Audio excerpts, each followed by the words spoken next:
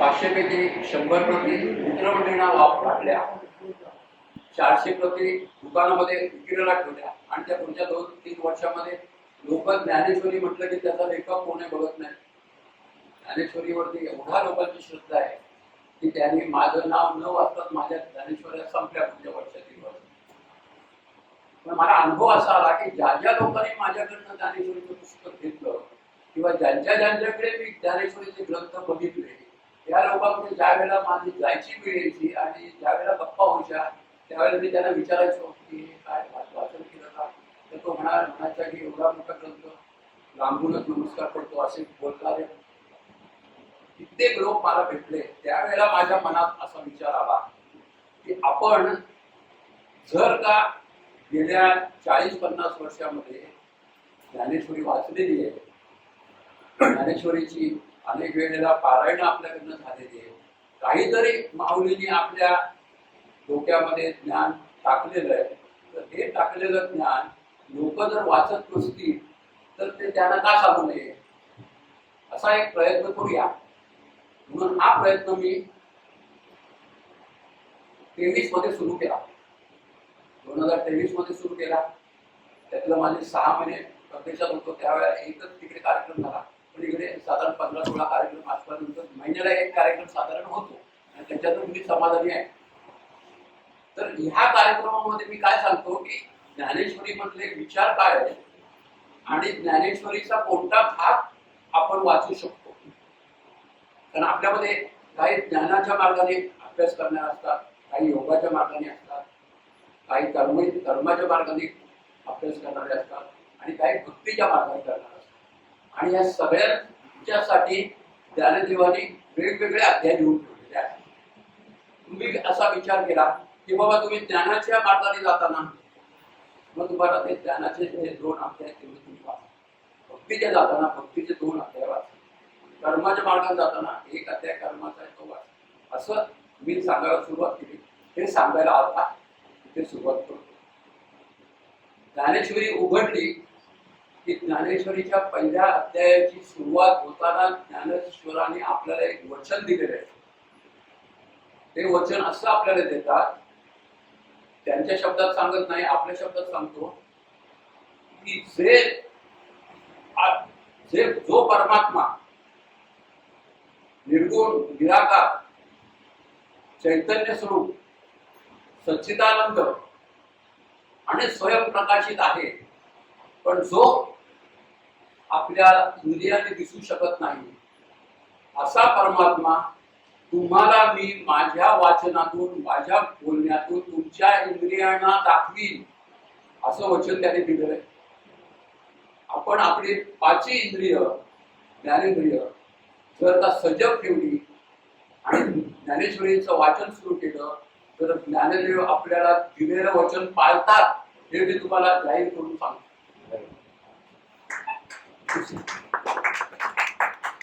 दुसरा म्हणजे ज्ञान मार्गाने माझा कर्मावरती विश्वास नाही, माझा भक्तीवरती विश्वास नाही, माझा योगावरती विश्वास नाही, मी फक्त अभ्यास करतो ज्ञानाचा, असे म्हणणाऱ्यांसाठी अध्याय क्रमांक 2 आणि अध्याय क्रमांक 13 ह्यामध्ये वेद, उपनिषद, पुराण या सगळ्याचं सार आलेलं आहे. फक्त 2 अध्याय वाचा, 2 अध्याय म्हणून फक्त 20 ते 22 पान आहेत. ज्ञानमार्गांसाठी सांगते, सगळ्यांसाठी नाही.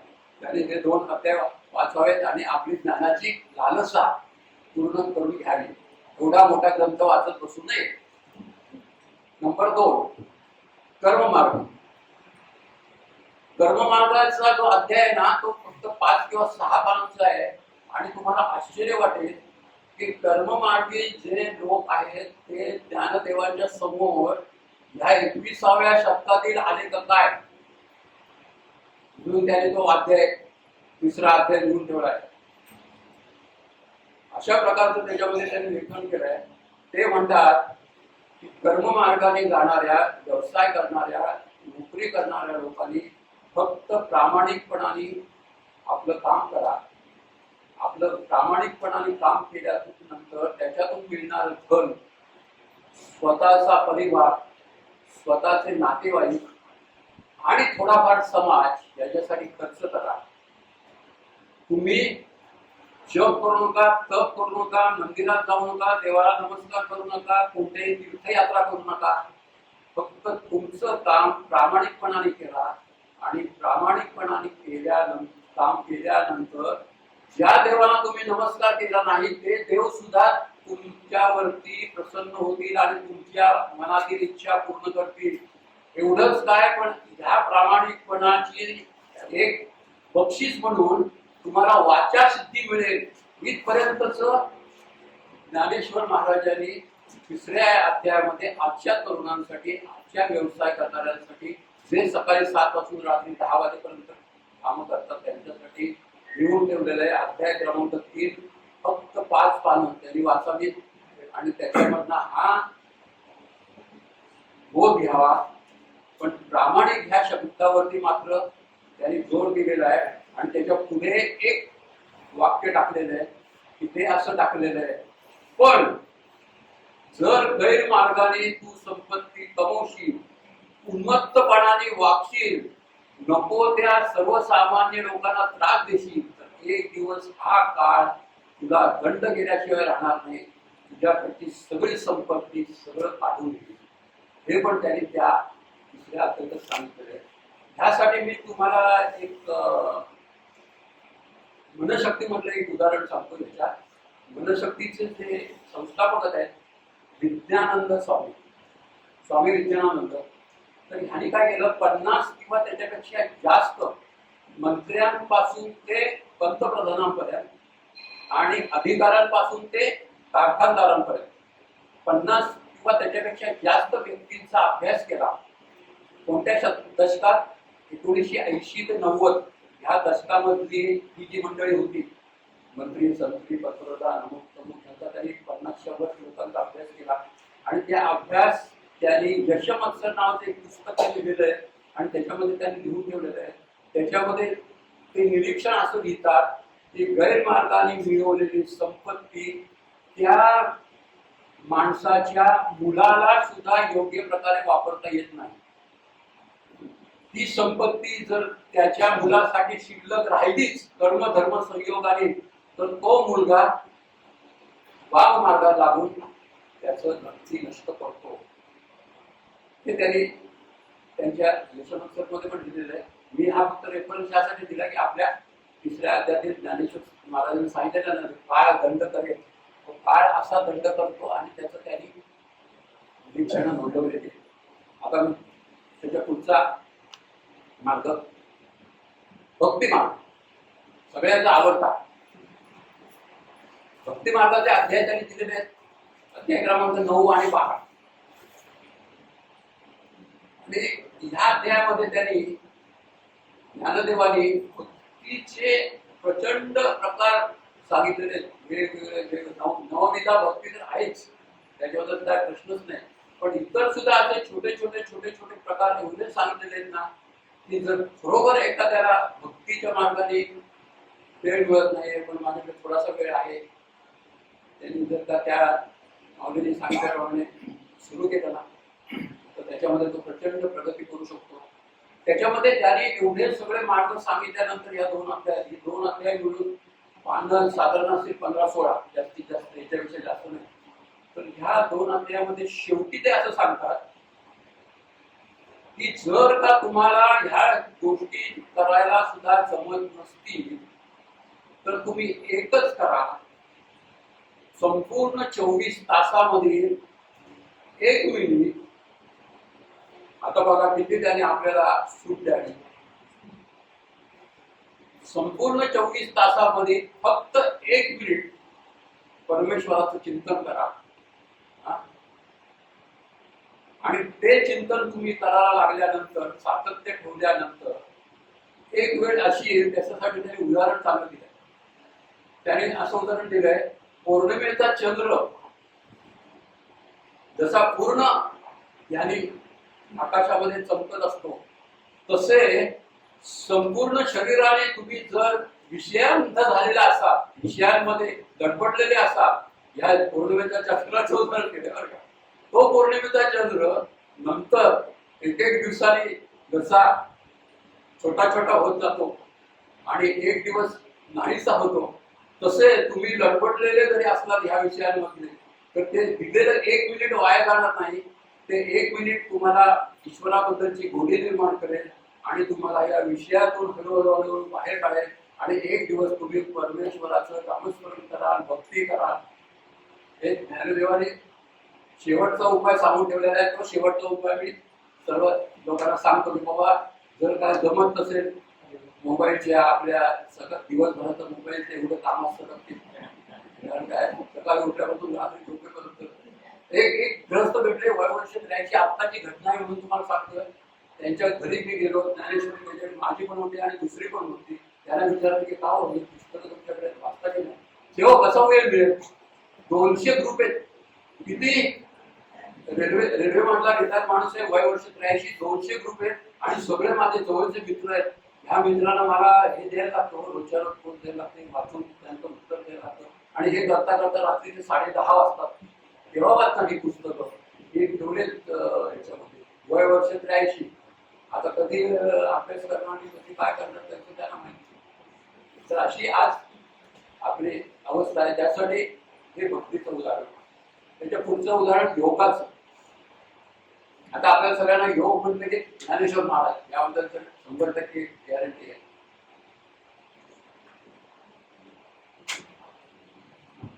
योगासाठी, ध्यान योगासाठी त्यांनी 6वा अध्याय दिलाय. 6व्या अध्यायामध्ये आसन कसं घालावं असं जर एखाद्याला कळत नसेल, कसं बसावं कळत नसेल तर तिथपासून ते संजीवन समाधीच्या शेवटची पायरी काय आहे तिथपर्यंतची सगळी नोंद अध्याय क्रमांक 6 मध्ये ज्ञानेश्वर महाराजांनी करून ठेवलेली आहे. काही व्यक्ती अशा मला भेटल्या की ज्या म्हणाल्या हे कुंडलिनी प्रकार फार डेंजरेबल का, नको ते ध्यान वगैरे नको बाबा सांगू. काय एका दिवशी ती कुंडली जाऊन झाली तर वेळ लागतो माणसाला. असे भेटले मला काही लोक म्हणणारे. ज्ञानदेवाने कुंडलिनीचा विचार पण त्याच्यात मांडलेला आहे. असं काहीही होत नाही, कुंडलिनी जागृत झाली म्हणून वेळ लागत नाही, काही होत नाही. त्यांनी व्यवस्थित त्याच्यात मार्गदर्शन केलं, काय करा काय नका करू, 6 चक्र कशी ओपन होतात, कसं आपण सहस्रार चक्रापर्यंत पोचतो वगैरे वगैरे. आणि त्याने त्याच्यामध्ये 2 वेळा बालपण येतं. म्हणजे माऊलींची जी अवस्था आहे, माऊली ज्या वेळेला 21व्या वर्षी समाधिस्थ झाले तर ते समाधिस्थ व्हायच्या अगोदर ते स्वतः तिन्ही काळचं ज्ञान त्यांच्याकडे असल्यामुळे याच्या पुढच्या काळात काय होणार ते अगोदर जाणलेले असल्यामुळे त्यांनी लिहून ठेवलंय की योग्याला 21व्या वर्षी समाधी घेतल्यानंतर 2 वेळा म्हणजे एक बालपण झालेलं असतं, परत बालपण येतं, परत एकदा नवीन दात येतात. पण ह्या सगळ्या गोष्टी होत असून सुद्धा ही जी कुंडलिनी आहे, ही कुंडलिनी हे सगळं काम करत असते. आणि ही कुंडलिनी अशा प्रकारे काम करते की एक दिवस ह्या योग्याचा असा येतो की त्या दिवशी पंचमहाभूतामध्ये 5च्या 5 पंचमहाभूत ह्या योग्याचं संपूर्ण शरीर हाडांसहित पंचमहाभूतांमध्ये विलीन करून घेतं. आज जर आपण बघितलं हजारो वर्षापासून जी खनन केली जातात त्याच्यामध्ये जे कमीत कमी हाडं तरी मिळतात, हजारो वर्षाची हाडं आपल्याला मिळतात. ती काही कशाही प्रकारे याच्यामध्ये होत नाही, सामावत नाही. पण ह्या योग्याची संपूर्ण शरीर हे ह्या पंचमहाभूतामध्ये सामावलं जातं. ही कुंडलिनी त्यांनी घेऊन ठेवलंय की ही कुंडलिनी मारुत नावाच्या वायूचं रूप घेतं, शक्तीचं रूप घेतं. आणि ही शक्ती संपूर्ण या आपल्या विश्वामध्ये जो भरून राहिलेला ओंकार आहे त्या ओंकाराच्या छातीवरती त्यांनी लिहून ठेवलं बरं का. हा योगी मारुत अवस्था प्राप्त झाल्यानंतर ओंकाराच्या छातीवरती पाय देत गगनामध्ये जाऊन सामावतो. तर ही शेवटची अवस्था त्याने लिहून ठेवली. अर्थात त्या त्यांनी त्याच्यामध्ये कोणत्याही प्रकारे किती वर्ष हा त्याच्यामध्ये दिलेला नसल्यामुळे माऊली आज सुद्धा संजीवन समाधीमध्ये आहे.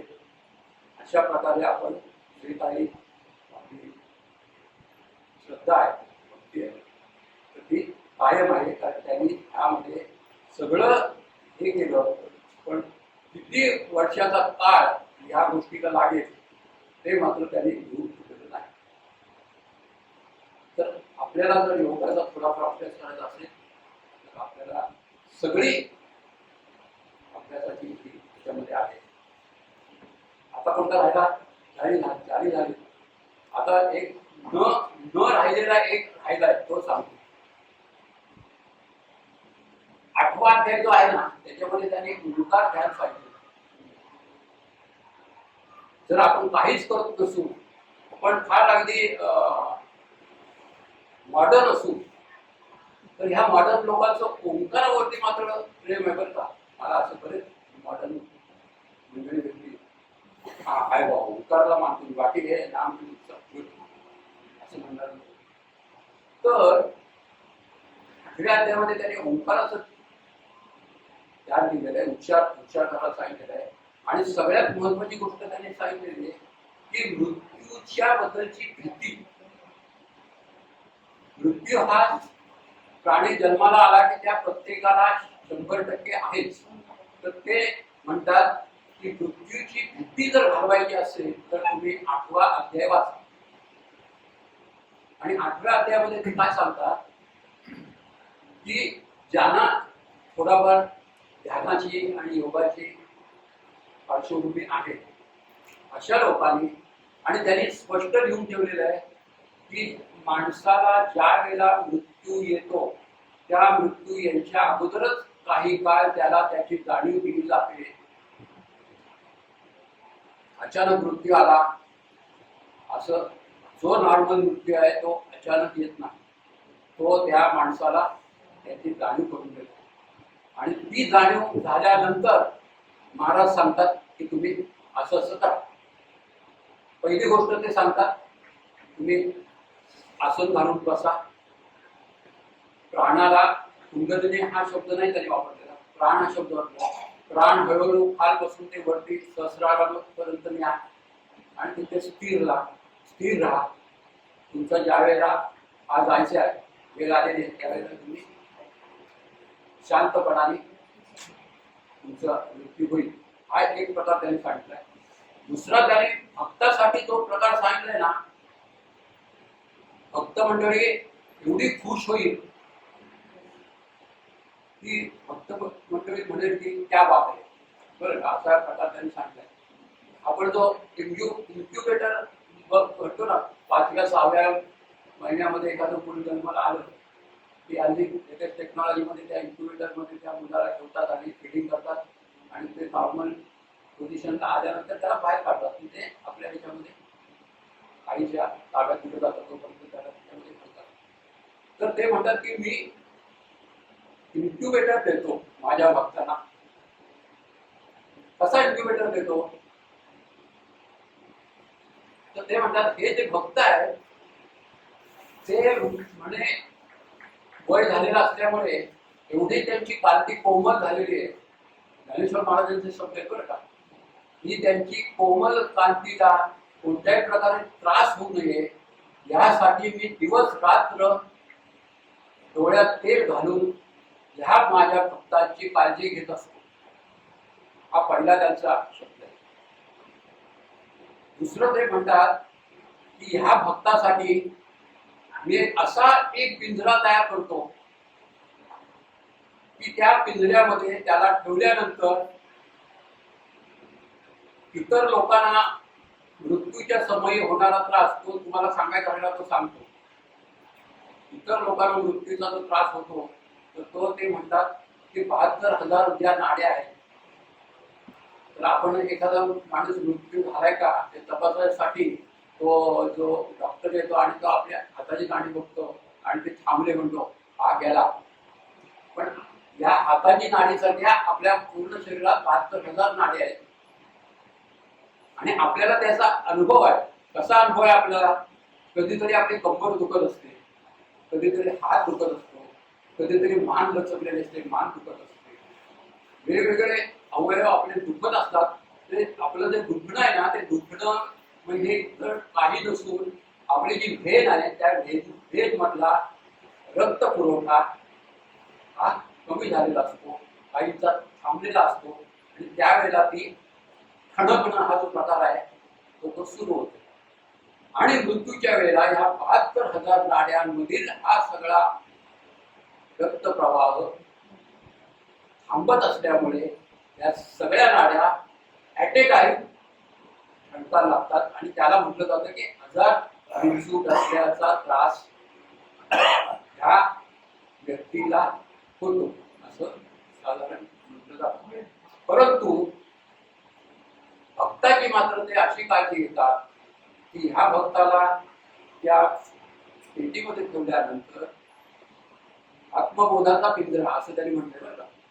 त्या आत्मबोधाच्या पिंजऱ्यामध्ये त्याला ठेवल्यानंतर हे कोणत्याही प्रकारचे कष्ट त्याला होत नाही आणि एखादा दिवा, एखादी पडती एखाद्या झाकणाच्या खाली ठेवलेली जशी शांतपणे विझून जाते तेव्हा तेच कळत नाही, तसा ह्याचा प्राण केव्हा गेला हा आजूबाजूला त्याच्या बसलेल्या लोकांना सुद्धा कळत नाही, एवढा शांतपणाने जातो. तो माझा भक्त असतो असं कृष्णाच्या नावावरती सांगितलेलं वचन ज्ञानेश्वर महाराजांनी 8व्या अध्यायामध्ये सांगितलेलं आहे. आणि हे 2 पर्याय त्यांनी आपल्यासाठी ठेवलेले आहेत. आणि तिसरा पर्याय आपल्या सगळ्यांना माहितीच आहे की कोणत्या तरी हॉस्पिटलमध्ये भरती व्हायचं, वेगवेगळ्या प्रकारच्या सुया, वेगवेगळ्या प्रकारची आयुध वेगवेगळ्या ठिकाणी लावून घ्यायची आणि कोमामध्ये जायचं, निश्चित व्हायचं आणि 1 दिवस घेऊन जायचं. हा कॉमन असलेला पर्याय आहे की जो गोष्टी करत नाही त्यासाठी ठेवलेला आहे असं माऊली म्हणतात. अशा 8व्या अध्यायामध्ये एक पर्याय दिलेला आहे. हे झालं सर्वसमावेशक ज्ञानेश्वरीमध्ये अभ्यास करण्याच्या पद्धती. हा इथे मी आज थांबवतो.